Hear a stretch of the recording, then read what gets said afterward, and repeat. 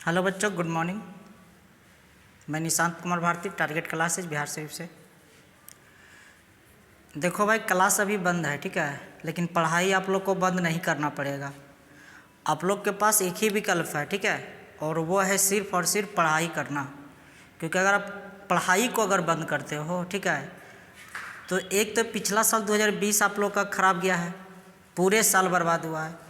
और अगर इस साल भी अगर बर्बाद करोगे, क्योंकि 3 से 4 मंथ में आपका एग्ज़ाम लेगा, तो इस साल भी अगर मजाक में लोगे अगर पढ़ाई को, तो फिर कोई फ़ायदा नहीं है, ठीक है। फिर आपका बहुत ज़्यादा कंपटीशन टफ हो जाएगा फेस करना।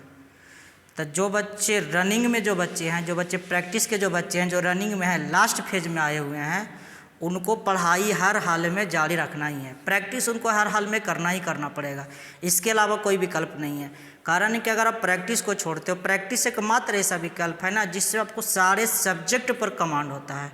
और इसीलिए हम रोज़ आप लोग को 2 सेट भेज रहे हैं, एक मैथ का और एक रेलवे का, रोज़, ताकि आप लोग घर पर भी हो तो उस चीज़ को, उस सेट को बनाओ, बारीकी से उसको समझो। जो क्वेश्चन गलत जाता है उसको कॉपी पर लिखो और उसके सॉल्यूशन को देख कर समझो। अदरवाइज इसके अलावा भी कोई प्रॉब्लम रहता है, कोई डाउट रहता है, तो आप लोग ग्रुप में शेयर कर सकते हो, या तो डायरेक्टली आप हमसे कांटेक्ट कर सकते हो, ठीक है। मेहनत आपको करना पड़ेगा हीरो, ठीक है, मेहनत आपको करना पड़ेगा। खुद को इतना सक्षम बनाना पड़ेगा आपको कि आप नौकरी को छीन सको, ठीक है। नौकरी कोई सरकार देने वाला नहीं है, सरकार चाहता है कि लोगों को नौकरी नहीं मिले, ठीक है, तो आपको सरकार से छीनना पड़ेगा। और छीनने का सबसे बड़ा हथियार आपके पास है कि अपने आप को आपको मजबूत बनाना होगा, ताकतवर बनाना होगा। और वो सबसे बड़ा अहम रोल होगा ताकतवर बनाने का, वो है आपका खुद का शिक्षा, ठीक है। तो आप जितना मजबूत होगे शिक्षा से, जितना मजबूत होगे शिक्षा से, आपका लक्ष्य उतना ही नज़दीक नज़र आएगा। तो आई थिंक आप लोग बात को समझ रहे होंगे। मेरे कहने का मतलब है कि पढ़ाई को हर हाल में जारी रखना है, पढ़ाई को बंद नहीं करना है। परिस्थिति चाहे जो भी हो, मजबूरी जो भी हो, ठीक है, मजबूरी भी होता है, स्टूडेंट के पास है, घर के स्थिति भी है बहुत सारे बच्चों को, ठीक है, कि मजबूरियां तो है, लेकिन मजबूरी को आपको देखना, नज़रअंदाज करके चलना पड़ेगा, ठीक है। और हर हाल में आपको पढ़ाई को जारी रखना पड़ेगा। अपने खुद को मजबूत बनाना होगा, और मजबूत बनाने के लिए आपको शिक्षा को अपनाना होगा, ठीक है। चलिए, विशेष चर्चा फिर कभी धीरे धीरे हम लोग करते रहेंगे। आज हम लोग का सोल्यूशन जो सेट का होगा वो मैथ और रीजनिंग का सेट नंबर 4 का डिस्कशन होगा। आज हम लोग करेंगे सेट नंबर 4 का डिस्कशन, ठीक है, मैथ और रीजनिंग का सेट नंबर 4 का। आज आप लोग का 50 क्वेश्चन दिए हैं, जिसमें 30 आपका मैथ का है और 20 आपका रीजनिंग का है। 30 आपका मैथ का, 20 आपका रीजनिंग का, तो टोटल क्वेश्चन है 50। तो हम लोग स्टार्टिंग करते हैं मैथ से, ठीक है। देखिएगा, क्वेश्चन अच्छे क्वेश्चन को डाला गया है, तो आप लोग समझिएगा बारीकी से। पहला क्वेश्चन है, ध्यान दीजिएगा। और एक चीज़ और, जिनको भी क्वेश्चन चाहिए, PDF चाहिए, वो हमारे टेलीग्राम चैनल जो है टारगेट क्लासेज निशांत सर के नाम से, टारगेट क्लासेज निशांत सर, चाहे यूट्यूब चैनल भी मेरा उसी नाम से है, टारगेट क्लासेज निशांत सर। तो टेलीग्राम चैनल को ज्वाइन कीजिएगा ताकि आप लोग का PDF डेली मिल सके आप लोग को, ठीक है। चलो पहला क्वेश्चन पर आते हैं। पहला क्वेश्चन है, A बराबर है 2017, B बराबर है 2018, और C बराबर है 2016, और C बराबर है 2015। और मान निकालना है A² plus B² plus C² minus AB minus BC minus CA का, ठीक है। इसका वैल्यू जो होगा वो क्या होगा, तो ध्यान देना है कि A² plus B² plus C² minus AB minus BC minus CA बराबर होता है 1/2 इंटू A माइनस B का whole square plus B minus C का whole square plus C minus A का होल स्क्वायर, ठीक है। अब देखो भाई, इसको हल करोगे तो 1/2 इंटू A माइनस B, तो 2017 में से 2016 घटेगा तो 1 का स्क्वायर 1, B माइनस C 16 में से 15 घटेगा 1 का स्क्वायर 1, और C माइनस A 15 में से 17 घटेगा माइनस 2 का स्क्वायर 4, तो 4 और 2 6 कटेगा, तो राइट आंसर आ जाएगा कितना, 3, ठीक है, राइट आंसर हो जाएगा 3। चलो अब देखिएगा, इसी चीज़ को एग्जाम में भी क्या कर सकते हैं, तो लगातार संख्या अगर रहेगा 15 16 17, लगातार संख्या रहेगा, कोई भी संख्या हो, लेकिन तीनों का तीनों क्या हो, लगातार हो, तो A square plus B square plus C square minus A B minus B C minus A का वैल्यू हमेशा जब भी आएगा तो 3 ही आएगा। कब? जब तीनों संख्या क्या हो? लगातार हो। ठीक है, तो डायरेक्टली हिट आप लोग को एग्जाम में कर सकते हैं कि लगातार अगर 3 संख्या हो तो मान हमेशा क्या आएगा? 3 आएगा। चलो भाई आते हैं सेकंड नंबर क्वेश्चन पर। सेकंड नंबर क्वेश्चन है, ध्यान दीजिएगा, कह रहा x sine theta. 2 number question को देखिएगा, कह रहा एक्स साइन थीटा बराबर है 5√3/2 और एक्स कॉस थीटा बराबर है 5/2। तो कह रहा है तो find the value of x, यानी एक्स का जो मान होगा वो कितना होगा, है ना। हम लोग को मान निकालना है किसका? एक्स का। अब देखो भाई इस चीज़ को हम क्या करेंगे, एक्स का मान निकालना है तो 2 चीज़ है कि या तो दोनों को वर्ग करके जोड़ दो, इक्वेशन 1 इसको बना लो, इसको इक्वेशन 2 बना लो और दोनों को वर्ग करके जोड़ दो। लेकिन हम क्या करेंगे, दोनों को एक दूसरे से भागा देंगे। ध्यान देना है, जब भागा देंगे तो हो जाएगा आपका एक्स साइन थीटा प्लस हो जाएगा एक्स कॉस थीटा बराबर 5√3/2 और भागा देंगे तो 2 चला जाएगा ऊपर और 5 आ जाएगा नीचे। समझ में आ रहा है बात? तो साइन बाई कॉस बराबर क्या होता है? tan थीटा, और tan थीटा बराबर हो जाएगा कितना? √3। तो थीटा का मान हो जाएगा 60 डिग्री। ठीक है, थीटा का मान हो जाएगा 60 डिग्री। अब थीटा का मान अगर 60 डिग्री आया है तो यहाँ पर हम मान को पुट करेंगे। तो ध्यान देना, एक्स साइन थीटा, तो साइन 60 का वैल्यू होता है √3/2 बराबर है 5√3/2, यानी कह सकते हैं कि सर एक्स का जो वैल्यू आएगा वो 5 आएगा। ठीक है, एक्स का जो वैल्यू आएगा वो 5 आएगा। दूसरा तरीका क्या है, दोनों को इक्वेशन 1 मानो, इसको इक्वेशन 2 मानो और दोनों को क्या करना है? वर्ग करके जोड़ देना है। चलो आते हैं 3 नंबर क्वेश्चन पर, ध्यान दीजिएगा।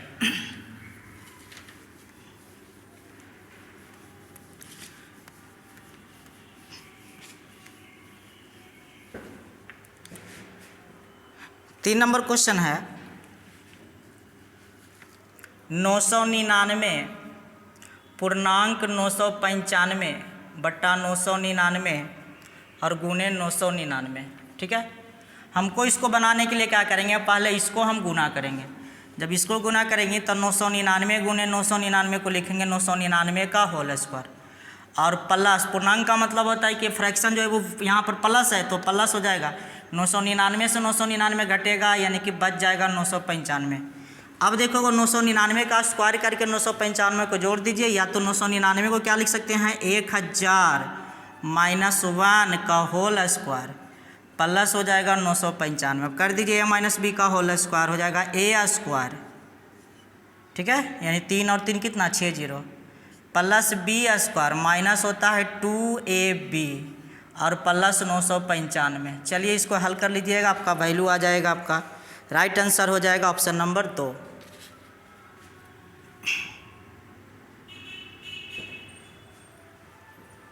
चलिए नेक्स्ट क्वेश्चन पर आते हैं। देखिए कोई ज़रूरी नहीं कैलकुलेशन ही करें, समझ सकते हैं यहाँ पर कि 999 का जब स्क्वायर करेंगे, थोड़ा सा इस चीज़ को समझना, ये तो हल हम कर दिए। अगर 999 का स्क्वायर करोगे तो इकाई अंक आएगा 1, 999 का स्क्वायर करोगे तो इकाई अंक आएगा 1। देखिए बात को समझना, एग्जाम में थोड़ा लॉजिक लगाओगे तो कैलकुलेशन से बचोगे। 999 का स्क्वायर करेंगे तो इकाई अंक आएगा 1, और 1 में अगर 5 को जोड़ेंगे तो इकाई अंक आएगा 6। यानी ऑप्शन ढूंढो वैसा जिसमें इकाई अंक क्या हो 6 हो, और वो आपका ऑप्शन नंबर हो जाएगा 2। चलिए नेक्स्ट क्वेश्चन पर आते हैं, 4 नंबर क्वेश्चन। देखो भाई 4 नंबर क्वेश्चन क्या है, जो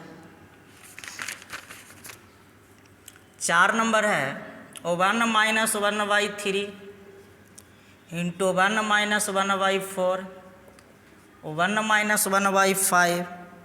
1 - 1/100 का मान निकालना है। अब देखो इसको जब हल करोगे तो एलसीएम का मान 3, 3 में से 1 घटेगा 2/3, 4 में से 1 घटेगा 3/4, 5 में से 1 घटेगा 4/5। उसी प्रकार हल करोगे तो 99/100। इसका मतलब क्या है कि पहला टर्म का ऊपर वाला पद छोड़कर सारा का सारा पद नीचे से ऊपर कट रहा है, यानी बचेगा 2 और बट्टा 100, इसका मतलब है कि 1/50, यानी राइट आंसर हो जाएगा 1/50। चलिए आगे आते हैं 5 नंबर क्वेश्चन पर।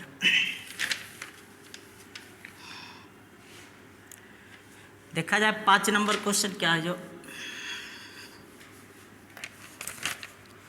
5 नंबर कह रहा है कि दो संख्याओं का गुणनफल 4107 और मासा का मान 37। हमेशा बोलते हैं हीरो कि मासा का मान 37 का मतलब जो भी संख्या होगा वो 37 का गुणज होगा। यानी संख्या मेरा होगा 37x और 37y और दोनों का गुणनफल दिया हुआ है कितना 4107। 4107 तो 37 से काटोगे ये 37 गुने 37 है तो इसका जो वैल्यू आएगा 3 आएगा, यानी x y का वैल्यू 3 आएगा और 3 टूटेगा 1 और 3 में, 1 और 3 में। निकालना है बड़ी संख्या तो दोनों में क्या शामिल था 37, तो बड़ी संख्या अगर निकालना है तो हो जाएगा 37 गुने 3 बराबर 37 है 21, 3 3 9 2 11 यानी 111। चलिए आते हैं नेक्स्ट नंबर क्वेश्चन 6 नंबर पर। ध्यान देना है कि हमको x y का वैल्यू 3 आ रहा है, यानी कि 2 ऐसा संख्या चाहिए गुना करने पर 3 और जिसका मसा 1 हो, यानी संख्या टूटेगा 1 और 3 में। देखो भाई 6 नंबर में है कि √1 प्लस साइन थीटा बट्टा 1 माइनस साइन थीटा। जब इसको कंजुगेट करोगे तो 1 प्लस साइन थीटा से कहिएगा सर हम ऊपर नीचे इसको क्या कर देते हैं गुना कर देते हैं, ठीक है। और दूसरा एक और टर्म को जोड़ा है प्लस में करके क्या √1 minus sine theta, 1 minus sine theta और बट्टा 1 प्लस साइन थीटा। सेम इसको भी करेंगे तो प्लस है तो 1 माइनस साइन थीटा से हम क्या करेंगे इसको गुना कर देंगे, ठीक है। चलो भाई सही बात है। अब जब इसको हल करिएगा तो हो जाएगा √1 प्लस साइन थीटा का होल स्क्वायर, ठीक है, ये भी बात सही है। और ये हो जाएगा 1 माइनस साइन स्क्वायर थीटा यानी कि हो जाएगा कॉस स्क्वायर थीटा, सही है। और इसको जब करेंगे तो हो जाएगा 1 माइनस साइन थीटा का होल स्क्वायर और बटा हो जाएगा कॉस स्क्वायर थीटा। ये बात भी क्या है सही है, ठीक है। प्लस है तो माइनस से गुना किए हैं। अब अगर देखा जाए स्क्वायर से रूट समाप्त होगा, स्क्वायर से रूट समाप्त होगा, यानी कि इसको अलग अलग अगर लिखा जाए, अलग अलग अगर लिखा जाए तो डायरेक्टली आप इसको हल करके एलसीएम से भी निकाल सकते हैं। या तो अलग अलग लिखोगा तो लिखोगे 1 बट्टा कॉस थीटा और प्लस साइन बाई कॉस बराबर होता है टेन थीटा, सही है। और इसको करोगे तो हो जाएगा 1 बट्टा कॉस थीटा और माइनस हो जाएगा टेन थीटा। तो देखा जाए हीरो कि ये वाला से ये वाला कटेगा तो 1 और 1 कितना हो जाएगा 2 और बट्टा हो जाएगा कॉस थीटा। अब ऑप्शन देखा जाए कि कॉस में है कि सेक में है, तो सेक में दिया हुआ तो कॉस किसका उल्टा होता है सेक का, तो राइट आंसर हो जाएगा 2 सेक थीटा, ठीक है। चलिए उतारे जा तो आगे बढ़ा जाए।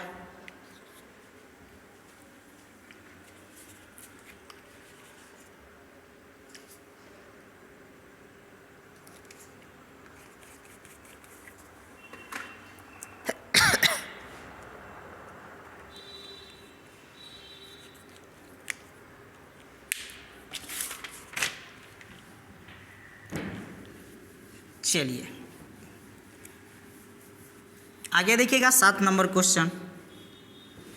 आराम से एक एक चीज़ को बारीकी से समझना है। 7 नंबर क्वेश्चन क्या है, कह रहा है P बराबर है 999, तो 9 निकालना है, करनी में 3 √P को P स्क्वायर से गुना करोगे तो PQ plus 3P square plus 3P और प्लस 1 है ना। अब इसको क्या लिख सकते हैं हीरो, इसको लिख सकते हैं P प्लस 1 का होल क्यूब, कोई दिक्कत है।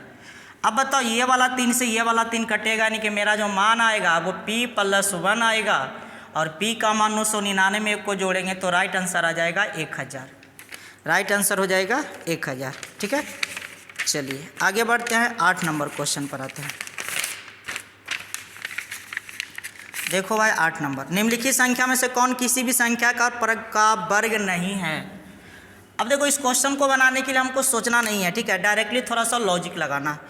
कह रहा है कौन किसका वर्ग नहीं है, तो 17,956 पहला ऑप्शन है, दूसरा 18,225, तीसरा ऑप्शन है 63,592 और चौथा ऑप्शन है 53,361।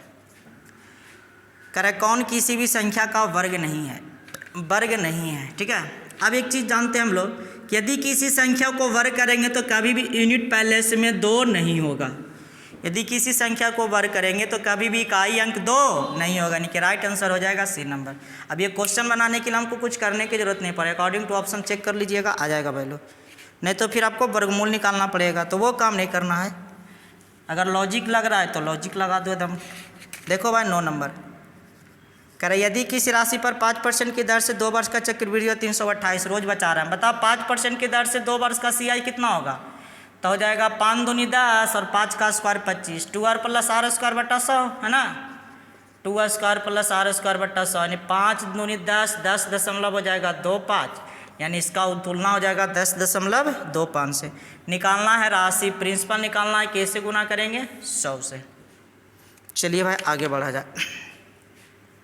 10 नंबर एक गोले का पृष्ठीय क्षेत्रफल 346.5 है, तो गोला का पृष्ठीय क्षेत्रफल होता है 4 पाई r स्क्वायर बराबर है 346.5। क्या r का मान निकलेगा? हल कर लीजिएगा, r का मान 5.25 आ जाएगा, रेडियस जो होगा 5.25 आ जाएगा। देखिएगा 11 नंबर क्वेश्चन कर रहा है कि एक समबाहुभुज का आंतरिक कोण बाह्य कोण से 5 गुना, यानी क्या? एक आंतरिक कोण, आंतरिक का मतलब होता है अंदर वाला, और एक बाह्य कोण, तो आंतरिक कोण बाह्य कोण का 5 गुना, यानी बाह्य कोण अगर 1 है तो आंतरिक कोण हो जाएगा 5। अब छोटा सा हम लोग का एक पॉइंट जानना है कि किसी भी बहुभुज का अंतः कोण और बाह्य कोणों का योगफल होता है 180 डिग्री। किसी भी बहुभुज का अंतः कोण और बाह्य कोणों का योगफल होता है 180 डिग्री, यानी योग होता है 180, यहाँ पर योग होगा 5 और 1 6। मान निकालेंगे बाह्य कोण का, तो बाह्य कोण का मान निकालेंगे 1 से गुना, यानी बहिष्ठ कोण जो होगा वो 30 डिग्री का होगा, यानी प्रत्येक बाह्य कोण जो होगा 30 डिग्री का। लेकिन हमको निकालना है भुजा की संख्या, भुजा की संख्या, तो बहिष्ठ कोण में होता है भुजा की संख्या 360/n और n का मान है 30, यानी कहने का मतलब कि टोटल जो भुजा आएगा वो 12 गो आएगा।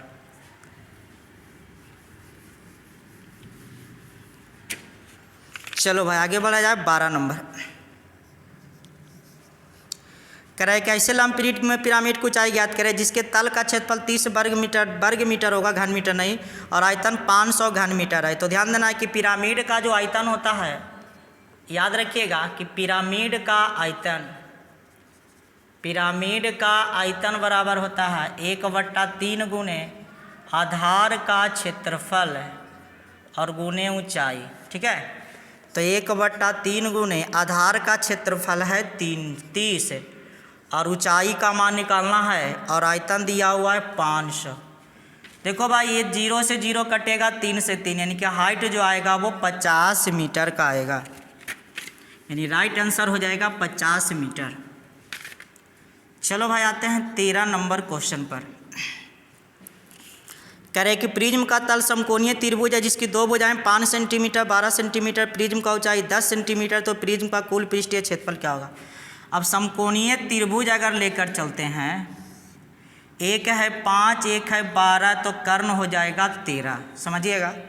5 है 12 है तो एक भुजा हो जाएगा 13, और कह रहा है क्वेश्चन में कि प्रिज्म का कुल पृष्ठ का क्षेत्रफल क्या होगा। यहाँ पर समझिएगा इसको, प्रिज्म के हमको निकालना है प्रिज्म के संपूर्ण पृष्ठ का क्षेत्रफल, संपूर्ण पृष्ठ का क्षेत्रफल बराबर होता है वक्र पृष्ठ का क्षेत्रफल, वक्र पृष्ठ का क्षेत्रफल, और प्लस होता है 2 गुने आधार का क्षेत्रफल, ठीक है। प्रिज्म के संपूर्ण पृष्ठ का क्षेत्रफल बराबर होता है वक्र पृष्ठ का क्षेत्रफल प्लस होता है 2 गुने आधार का क्षेत्रफल। अब यहाँ से जानना होगा कि प्रिज्म के वक्र पृष्ठ का क्षेत्रफल क्या होता है। तो प्रिज्म के वक्र पृष्ठ का क्षेत्रफल होता है आधार का परिमाप, आधार का परिमाप और गुने ऊंचाई, और प्लस 2 गुने आधार का क्षेत्रफल, ठीक है। अब देखो भाई हल करते हैं। आधार का परिमाप, तो आधार कैसा है? समबाहु त्रिभुज में है, और समबाहु त्रिभुज में भुजा है 5 बार और कितना 13, तो परिमाप निकालोगे 12 15 27 यानी कि 30, और प्रिज्म का जो ऊंचाई है वो दिया हुआ है 10 और प्लस 2 गुने आधार का क्षेत्रफल। तो आधार कैसा है? समकोण त्रिभुज, तो 1/2 गुने आधार गुने ऊंचाई। 2 से 2 कटेगा तो 360 को जोड़ेंगे तो इसका जो आंसर आएगा 360 वर्ग सेंटीमीटर। चलिए उतारिए तो आगे बढ़ा जाए।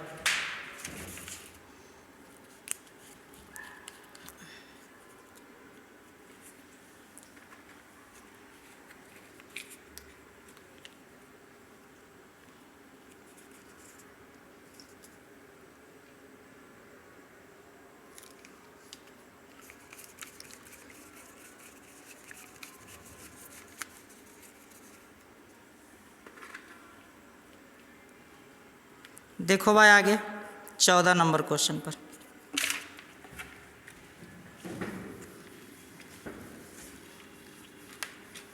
आराम से धीरे धीरे आराम से एक एक चीज़ को समझते चले जाओ, ताकि दोबारा अगर क्वेश्चन आए इस टाइप का तो क्वेश्चन आपको छूटना नहीं चाहिए। कह रहे 24 सेंटीमीटर का भुजा वाले समभुज त्रिभुज में उसकी भुजाओं का स्पर्श करते हुए एक वृत्त बनाया गया। ध्यान देना है कि एक समबाहु त्रिभुज है, एक समबाहु त्रिभुज है 24 सेंटीमीटर भुजा का, यानी भुजा जो मेरा है वो के सेंटीमीटर का है? 24 सेंटीमीटर। कह रहे 24 सेंटीमीटर भुजा वाले समभुज त्रिभुज में उसके भुजाओं का स्पर्श करते हो। देखो भाई जब इसको भुजाओं का स्पर्श करते हुए बनाएंगे तो वृत्त मेरा अंदर बनेगा, कन्फर्म है। और जब शीर्ष को स्पर्श करते हुए बनाएंगे तो वृत्त मेरा क्या बनेगा? बाहर बनेगा। तो ये जो मेरा बन रहा है वो अंतःवृत्त की त्रिज्या बना रहा है। तो कह रहा है शेष भाग का क्षेत्रफल क्या होगा? शेष का मतलब ये वाला, ठीक है, इसका एरिया क्या होगा? तो इसका एरिया निकालने के लिए टोटल त्रिभुज के क्षेत्रफल में से वृत्त के क्षेत्रफल को क्या करेंगे? घटाएंगे। तो चूंकि वृत्त अंदर है तो अंतःवृत्त की त्रिज्या बराबर होता है, अंतःवृत्त की त्रिज्या बराबर होता है a/2√3, ठीक है। अब ध्यान देना है, a का मान हो गया समबाहु त्रिभुज का भुजा 24 और 2√3। अगर √3 से अगर ऊपर नीचे गुना कर दिया जाए हीरो तो कटेगा ये 6, यानी कितना बार में? 4 बार में, यानी कि 4√3। अब निकालना छायांकित भाग का क्षेत्रफल।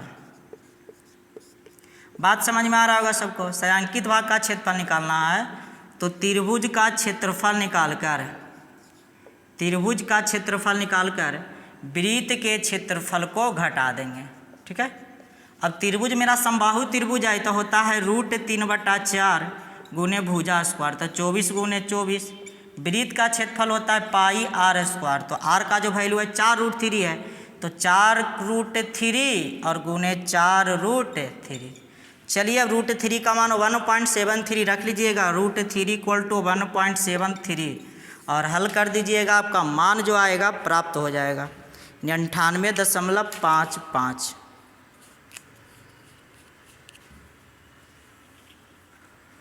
चलिए नेक्स्ट क्वेश्चन पर आते हैं 15 नंबर।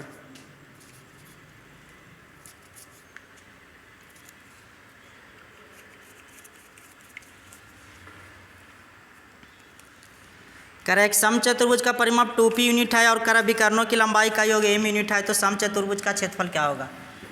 ये देखिएगा, ये थ्योरी टाइप का क्वेश्चन, आप इसको डायरेक्टली याद भी रख सकते हैं, ठीक है। जब परिमाप आपका दिया हुआ रहे और विकर्णों का योग दिया हुआ रहेगा, परिमाप 2p दिया हुआ और विकर्णों का योग दिया m, तो समचतुर्भुज का क्षेत्रफल होता है 1/4 m² - p², 1/4 m² - p²। अब इसी चीज़ को देखो तो थोड़ा सा हम लोग समझते हैं।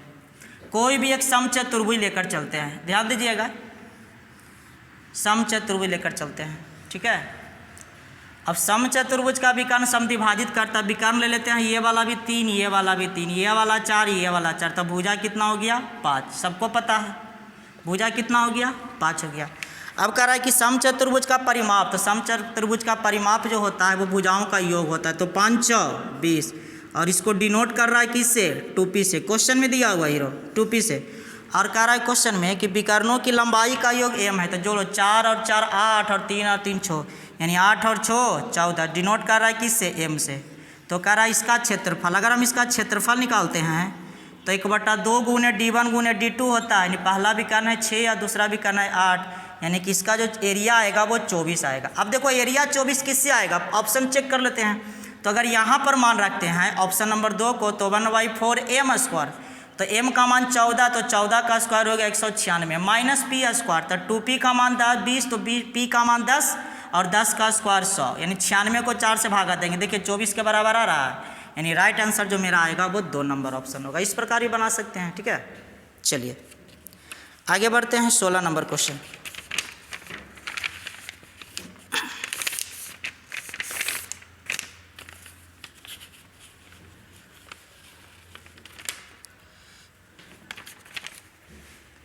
देखो भाई 16 नंबर क्वेश्चन क्या आएगा।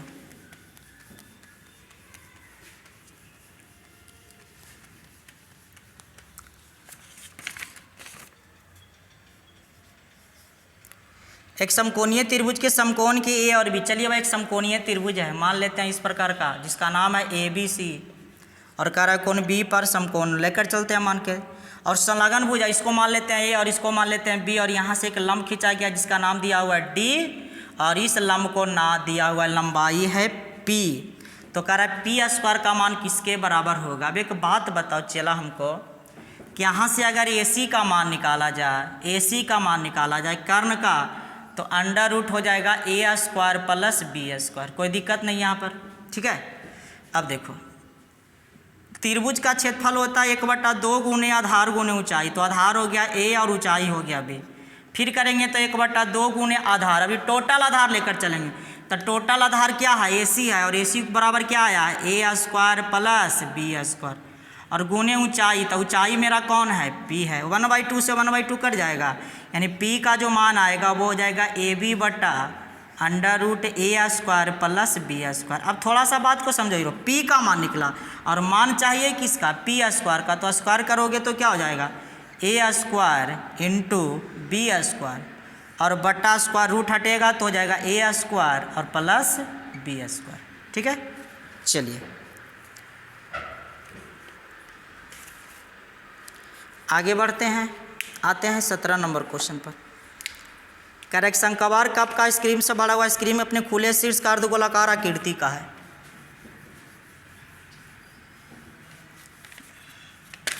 देखो 17 नंबर क्वेश्चन है कि मान लेते हैं कि इस प्रकार का एक आइसक्रीम है, ठीक है, और इसके ऊपर इस प्रकार का भर दिया गया है। तो कह रहा है क्वेश्चन में भाग की ऊंचाई 7 सेंटीमीटर, अर्धगोलाकार भाग की ऊंचाई 7 सेंटीमीटर। ये वाला ऊंचाई अगर 7 है तो ये मेरा क्या हो जाएगा रेडियस हो जाएगा। रेडियस मेरा कितना हो जाएगा 7 हो जाएगा, दोनों का रेडियस सेम हो जाएगा, शंकु का चाहे अर्धगोला का, ठीक है। और कह रहा है आइसक्रीम का आयतन क्या होगा, टोटल निकालना है तो क्या करना होगा शंकु का आयतन है, शंकु का आयतन और प्लस हो जाएगा अर्धगोला का आयतन। अर्धगोला के आयतन को क्या करना है जोड़ देना है। तो शंकु का आयतन 1/3 पाई r² है, तो रेडियस भी हो गया 7 है, और हाइट मेरा कितना होगा ध्यान देना है। शंकु का ऊंचाई क्वेश्चन में दिया हुआ है कितना 7, इसका भी ऊंचाई 7 है। अर्धगोला का आयतन होता है 2/3 पाई r³, तो रेडियस 7 है तो 7 का क्यूब। अब 7 क्यूब को कॉमन निकाल लीजिए, पाई को कॉमन 1/3 को डायरेक्टली भी हल कर सकते हैं। एलसीएम का मान 3 आएगा, 3 आकर हल कर लीजिएगा। चलिए नेक्स्ट क्वेश्चन पर आते हैं 18 नंबर क्वेश्चन पर।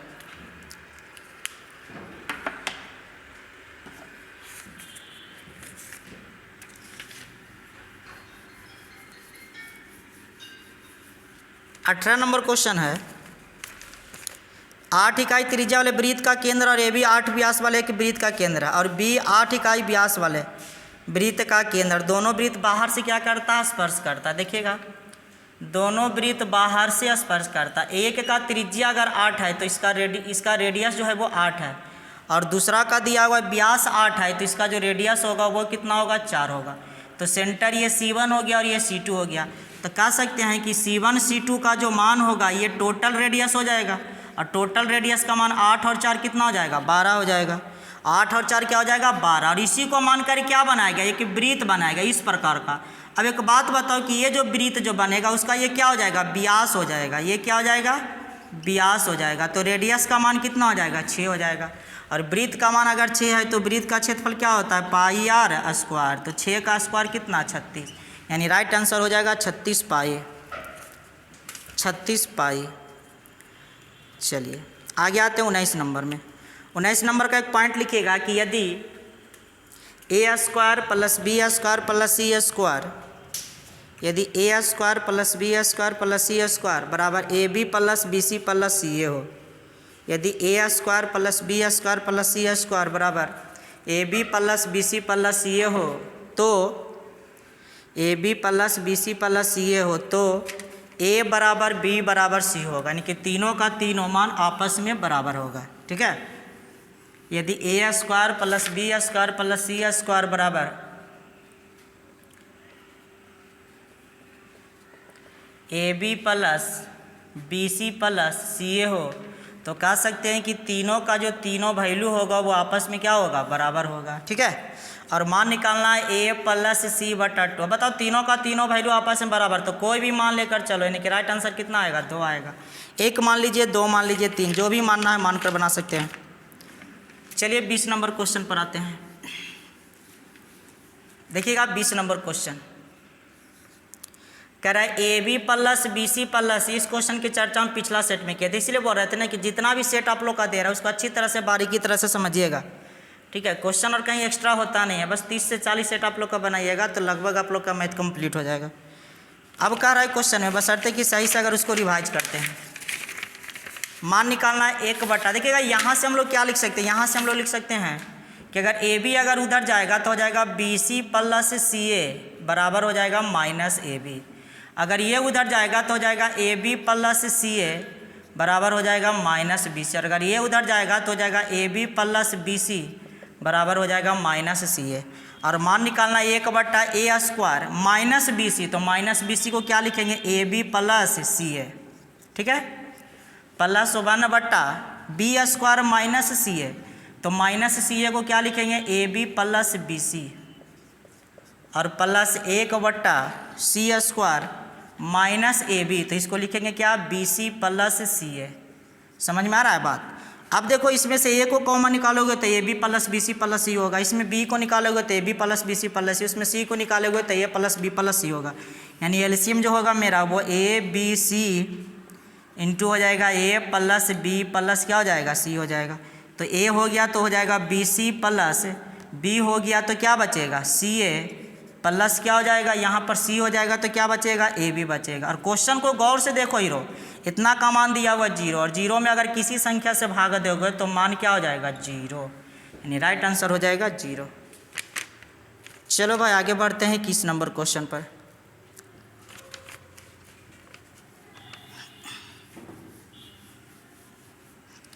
एक 21 नंबर में है 2 प्लस रूट 3 इंटू ए बराबर है 2 माइनस रूट 3 इंटू बी बराबर है 1।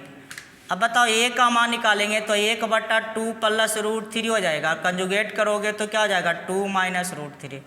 बी का मान निकालोगे तो हो जाएगा 2 प्लस रूट 3। उसी प्रकार और मान हमको निकालना है, किसका मान निकालना है, 1 बटा ए प्लस 1 बटा बी का, 1 बटा ए प्लस 1 बटा बी का। चलो भाई एलसीएम का मान आएगा ए बी यानी बी प्लस ए। अब चला इसको अगर जोड़ोगे तो देखो तो रूट थ्री कैंसिल, यानी 2 और 2 कितना 4, गुना करोगे तो A plus B into A minus B, 4 में से 3 घटेगा 1, यानी राइट आंसर जो इसका आएगा वो 4 हो जाएगा। चलिए उतारिए तो आगे बढ़ते हैं 22 नंबर क्वेश्चन पर।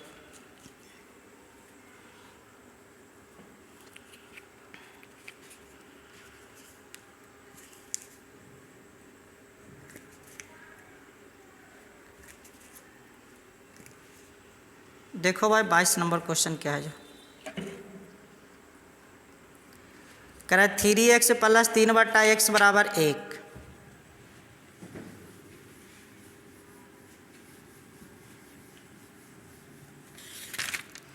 बाईस नंबर कह रहा 3x प्लस 3 बटा एक्स बराबर 1, 3 से भागा दीजिएगा तो x प्लस 1 बटा एक्स बराबर 1/3, और यहाँ से मान निकालेंगे एक्स क्यू प्लस 1 बटा एक्स क्यू का। तो फार्मूला पता है सबको, ए क्यू माइनस 3 होता है, तो हो जाएगा 1 बटा 27 और माइनस हो जाएगा कितना 3a 1। ठीक है, अब देखिएगा हमको मान निकालना है किसका, तो एक्स क्यू प्लस 1 बटा एक्स क्यू, और प्लस में वो 1 है तो इसमें भी एक को क्या करेंगे, जोड़ देंगे। इसमें एक को जोड़ेंगे तो ये वाला से ये वाला कटेगा, नहीं कि राइट आंसर आ जाएगा 1 बटा 27। 23 नंबर क्वेश्चन देखिएगा, मेरे ख्याल से कुछ मिसप्रिंट दिया हुआ है, इसमें से कोई नहीं होगा। X minus Y equal to 0 दिया हुआ है, X minus Y equal to 0 और कोई वैल्यू नहीं है, तो एक्स का मान वाई का मान दोनों इक्वल होगा, कोई भी वैल्यू हो सकता है। तो ठीक है, तो कंडीशन एक आपका छूटा हुआ है 23 नंबर में। चलिए भाई 24 नंबर पर आते हैं। इनमें से कोई नहीं हो जाएगा 23 नंबर का। 24 नंबर है 4x plus 5y equal to 83 और कह रहा है 3x बट्टा 2y बराबर है 21 बट्टा 22। ये कटेगा 7 बार में, ये कटेगा 11 बार में। x का मान 7, y का मान 11 रख दो भाई। तो योग का मान 83 है, x का मान 7, तो 7 × 28 प्लस 11 × 5 = 55 योग 83 और निकालना है y माइनस x। तो 11 में से 7 घटेगा तो 4, यानी राइट आंसर हो जाएगा 4। चलिए आगे आते हैं 25 नंबर क्वेश्चन पर।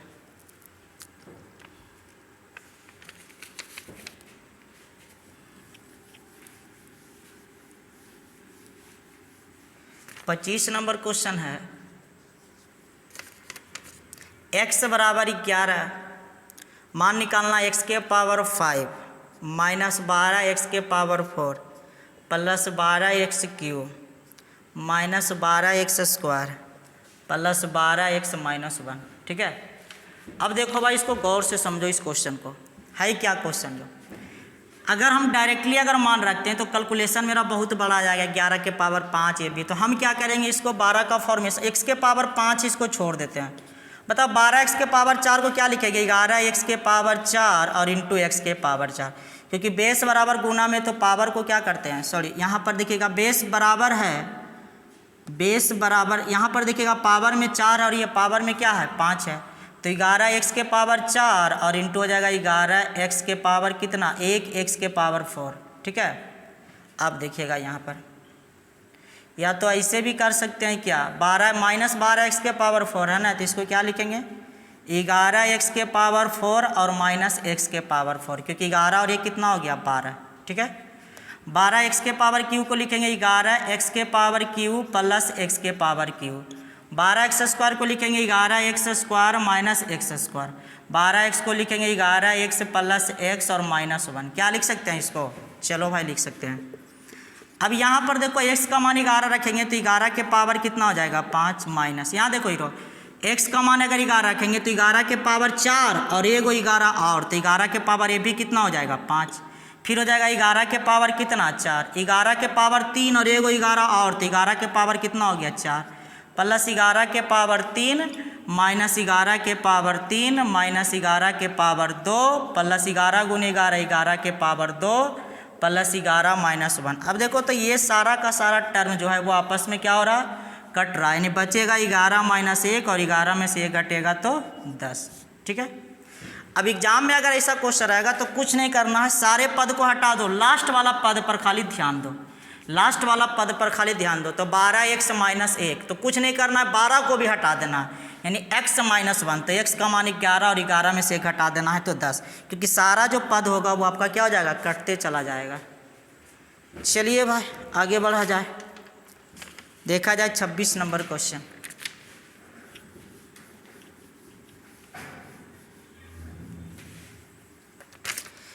छब्बीस नंबर है कि p बराबर 99 मान निकालना है। p को p स्क्वायर से गुना करोगे तो pq plus 3p square plus 3p। देखो भाई इस प्रकार के क्वेश्चन में या तो मान रखोगे या तो आसान करने के लिए क्या करेंगे, तो अपना मन से एक को जोड़ेंगे और एक को क्या करेंगे घटाएंगे। अपना मन से एक को जोड़ना और एक को घटाना, क्योंकि कटेगा तो ये तो उतना ही के बराबर आ जाएगा। अब यहाँ से यहाँ तक हम लोग लिखेंगे p प्लस 1 का होल क्यू माइनस 1, तो 99 प्लस 1 का होल क्यू करके एक को क्या करना है घटा देना, यानी कि 100 का क्यू में से एक को घटा दीजिएगा, यानी 6 को 9 हो जाएगा। आगे आते हैं 27 नंबर क्वेश्चन पर। देखो भाई 27 नंबर कह रहा है 180 मीटर ऊंची टावर है। चलो भाई एक टावर है के मीटर का 180 मीटर का, शीर्ष से दो वस्तु का अवंती कोण दिया हुआ है, प्रत्येक से 30 और 45 डिग्री, मतलब एक साइड बनता है 30 डिग्री का और एक साइड बनता है 45 डिग्री का। ये वाला बनता है 30 डिग्री का, भ्रमण कोण दिया हुआ है तो एकांतर से दोनों बराबर ही हो जाएगा, कोई दिक्कत नहीं है। इधर वाला कोण आपका बन रहा है 30 और 45 का। ठीक है, तो कह रहा है क्वेश्चन वस्तु के बीच का दूरी। चलो भाई इसका नाम ए देते हैं, इसका नाम बी, इसका नाम सी और इसका नाम क्या देते हैं डी। अब एक बात बता ही रहो कि अगर ये 45 डिग्री है, 45 डिग्री अगर है तो लंब और आधार दोनों आपस में क्या होता है बराबर होता है, दोनों आपस में क्या होता है बराबर होता है। वो चीज़ भी कर सकते हैं। तो अगर 180 है तो ये वाला भी क्या हो जाएगा 180 हो जाएगा। ठीक है, या तो आप देखिएगा इसे, देखिए सिंपल सा एक काम करते हैं, अगर नहीं समझ में आ रहा हो तो अगर ये 30 डिग्री है तो tan 30 में जो लंब जो होता है वो 1 होता है। लंब कितना होता है, रेशियो लेकर चलते हैं, 1 होता है। आधार कितना होता है, √3 होता है, ठीक है। अगर ये 180 है तो ये वाला भी जो होगा वो क्या हो जाएगा, 180। अगर हम BC का अगर मान निकालते हैं तो बताओ 1 किसके बराबर होगा, 180 के बराबर। तो 180 का तुलना 1 से और गुने क्या हो जाएगा, √3, यानी BC का जो मान होगा वो 180 रूट क्या हो जाएगा, 3 हो जाएगा, 180 √3 हो जाएगा, ठीक है। अब ध्यान देना कि हमको मान निकालना है B से लेकर कहाँ तक, D तक। तो BD का मान निकालेंगे तो 180 √3 में 180 को क्या करेंगे, जोड़ देंगे। तो 180 को कॉमन निकालिएगा तो √3 प्लस 1, यानी राइट आंसर 180 इंटू √3 प्लस 1 हो जाएगा, ठीक है। चलिए आगे बढ़ते हैं। देखो भाई 28 नंबर कह रहा है कोण A प्लस हाफ कोण B प्लस कोण C बराबर 140। हम लोग पढ़े हैं कि त्रिभुज के तीनों अंतः कोणों का योगफल होता है 180 डिग्री, इसमें कोई दिक्कत नहीं है। अब अगर इसको घटा दिया जाए, चला घटा दोगे तो ये कटेगा, ये कटेगा, आधा में से घटेगा तो हाफ 1/2 कोण B बराबर माइनस कितना बचेगा, 40 डिग्री, यानी कोण B का मान जो होगा 40 दूनी कितना हो जाएगा, 80 डिग्री। राइट आंसर हो जाएगा 80 डिग्री, ठीक है। चलिए नेक्स्ट क्वेश्चन पर आते हैं, 29 नंबर क्वेश्चन। देखो भाई 29 नंबर क्वेश्चन कह रहे कि वृत्त की त्रिज्या 6 सेंटीमीटर और केंद्र से वृत्त के बाहर पड़ने वाले बिंदु की दूरी 10 सेंटीमीटर है।